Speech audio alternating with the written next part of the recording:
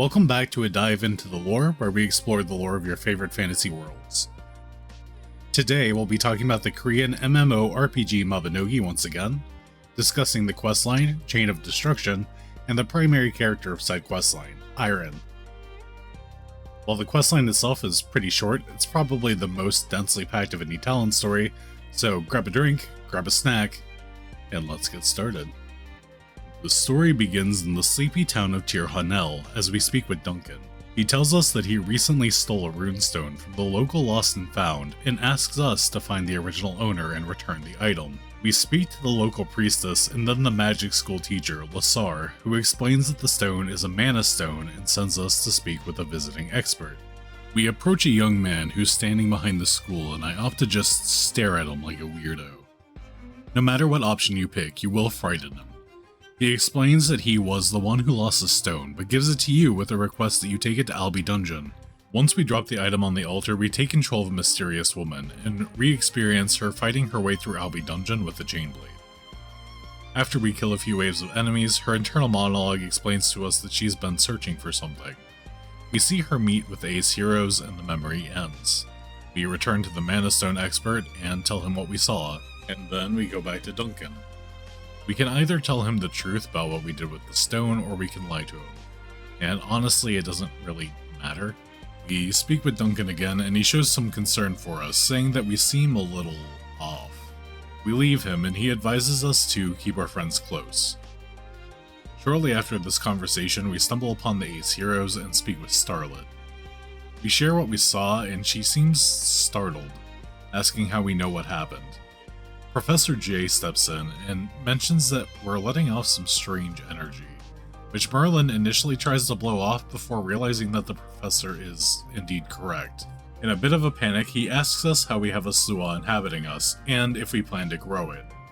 After a short exchange, he gives us a new memorial item and tells us it will show us what happens to those bound to a Sluagh. We head back to Albi and offer up the item, and see the lady yet again. This time it's clarified that her name is Eiren. She is speaking with Starlet when the Sluagh begins whispering to her, eventually taking over and manifesting her Fomorian traits as it forces her to attack Starlet and the other Aces. We head back and speak to the Aces. They explain that the more powerful the Sluagh grows, the more powerful the host becomes, at the cost of, slowly losing control. We mention that we know that Eiren is half Fomorian, and the Aces are kinda shocked, asking how we know when they kept it a secret. We explain either that we heard her voice or that we heard it whispered by the Sluagh. Again, the choice isn't really that important. The Aces don't fully believe you until you mention the word Bakram, saying that if you're aware of Bakram, you must have really heard her. Merlin suddenly realizes that you may be able to communicate with her due to also being a host to the Sluagh, and asks you to meet them outside of Paka. Once we do, Merlin hands us a pass to access a special area of the dungeon. This happens a lot, so if I mention we're back in Paka, take it as read that this happened again. Once inside, we see Eiren sealed inside a purple crystal. We touch it, and our consciousness brushes up against her own. Taken by surprise, we pull our hand away, then touch the stone yet again. Eiren apologizes for startling us, and then asks us several questions about how we are able to communicate with her and what kind of relationship we have with the Aces. Eventually, she realizes that you too harbor a Sluagh. She tells you that your power is still unstable, and that since you are a friend of Merlin, she will help you bring the Sluagh under your control. She instructs us to open our eyes, and once we do, we're standing in a room together with her. She explains that she lent you some of her power to help you sink deeper into your own mind, and that this power is a way that those who have evolved beyond humanity by harboring a Sluagh can use to communicate. She then explains what exactly the Sluagh is and how the Chainblade interacts with it.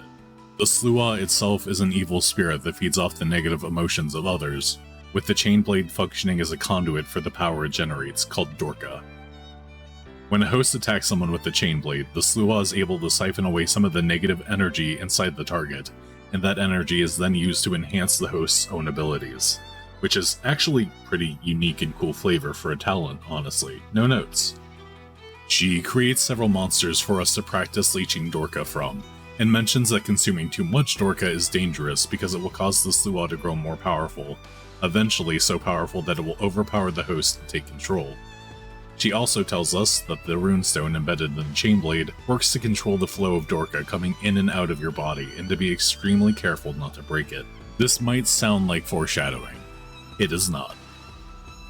Once our training session is over, she asks if we're one of the aces.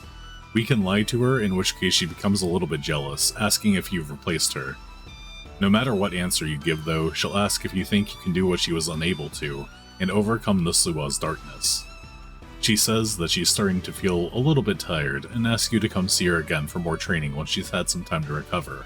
With that, we exit the shared mental realm and speak with the aces. Merlin asks if you were able to speak with her, but doubts you when you claim to have met with her inside the crystal. With a little coaxing, they believe you, and Starlet says that Eiren may have asked you to come back because she believes that you can help unseal her.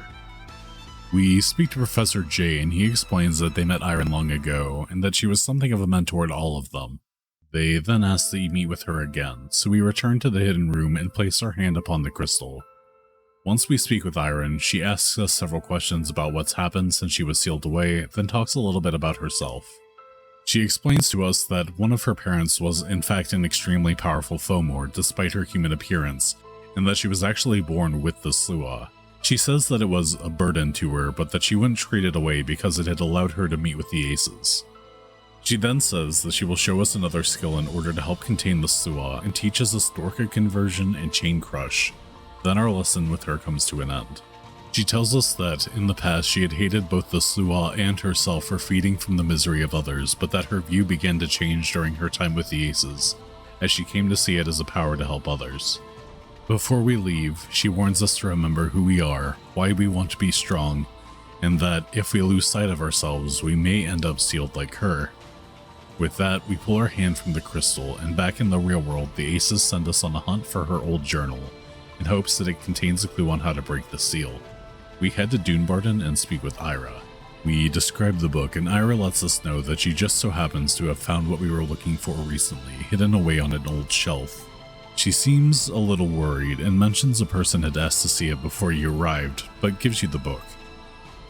The journal itself has some interesting entries, and if you don't mind reading for yourself, it's available on the wiki. Anyway, you hand off the journal and go meet with Eiren yet again.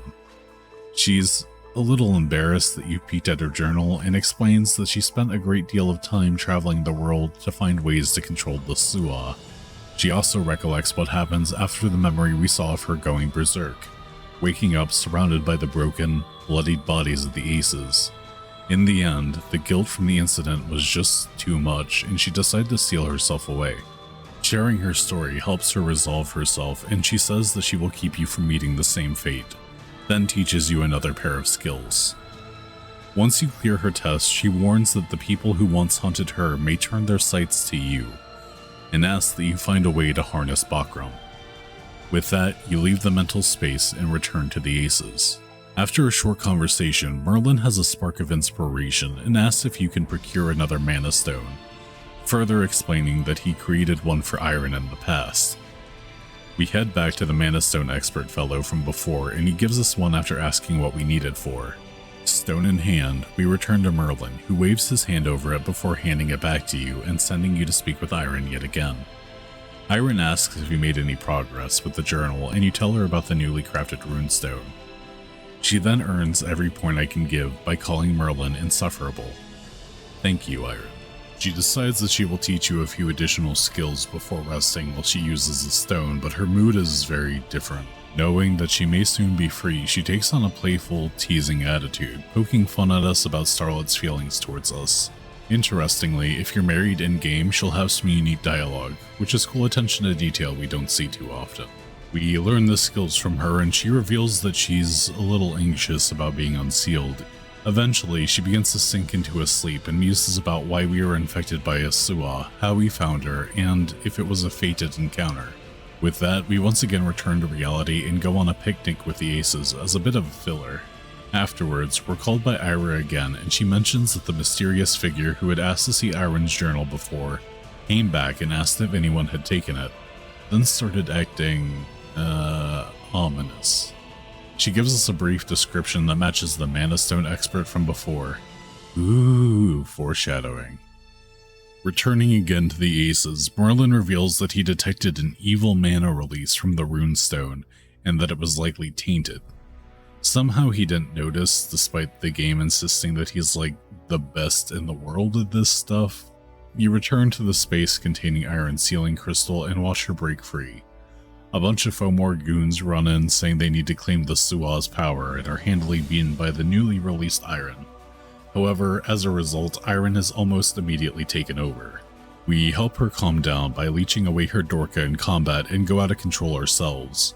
Merlin uses magic to hold us in place, and Eiren takes us back to the shared mental space from before. Inside the space, she shares a revelation she had. The Sluagh is a dark reflection of the self. She feeds you her power, and you have an anime-style battle inside the mine against the Sluagh, eventually overpowering it.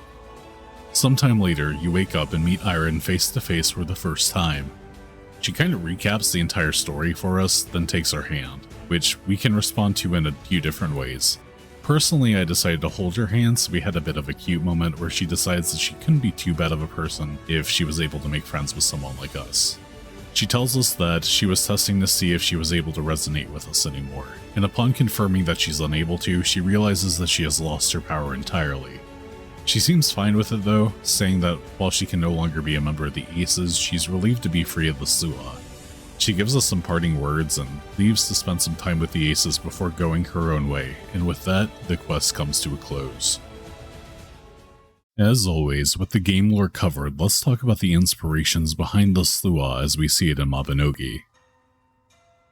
The Sluagh of myth is, in a way that many myths are, many different things depending on who you ask, but all of them are wonderful topics for the very first video of spooky season. Sluagh itself translates to something akin to army, but it can mean any crowd or horde. The full name of the creature, or I suppose creatures, is Sluagh Namarv, which translates to something like Army of the Dead. With that in mind, you might be picturing zombies, but the tellings that depict the Sluagh being undead portray the creatures being much more spectral, more a tornado made of evil ghosts than a rotting undead horde. Other tellings portray the Sluagh as an army of malevolent fairy folk, but regardless of the identity, they are something to be feared, pulling the souls from those unfortunate enough to be caught in their wake in some cases, or carrying them into the inky darkness of the night sky. Some victims are returned, violently usually, and others never return at all. To hide inside and keep your western windows tightly shut. That is the best way to survive this version of the Sluagh. However, perhaps more eerie, other tellings make the Sluagh far less random. Sometimes just uttering the name Sluagh could draw unwanted attention, and in others, the Sluagh seek the darkness inside of people, consuming the souls of those struck by grief or heartbreak. Look, I didn't know this was going to be coming out during Spooky Month. This script took way longer than I wanted, but I'm not going to lie, I'm sort of glad it did. Oh, interestingly, the Sluagh are also bird-shaped, and if you pay attention to the particle effects given off by a death mark after reaching Dan 1 or higher, you can see small bird-like shapes around the target. It's not super important, but I thought it was a very cool detail. Anyway, that's it for the video. Thank you so much for watching. If you enjoyed, please consider subscribing if you haven't already. If you'd like more from me, check out the playlists on the screen or check out my social media in the description or the pinned comment. I'll see you guys next time. Special thanks to my patrons Emmy Jen and Sunflares for all their support.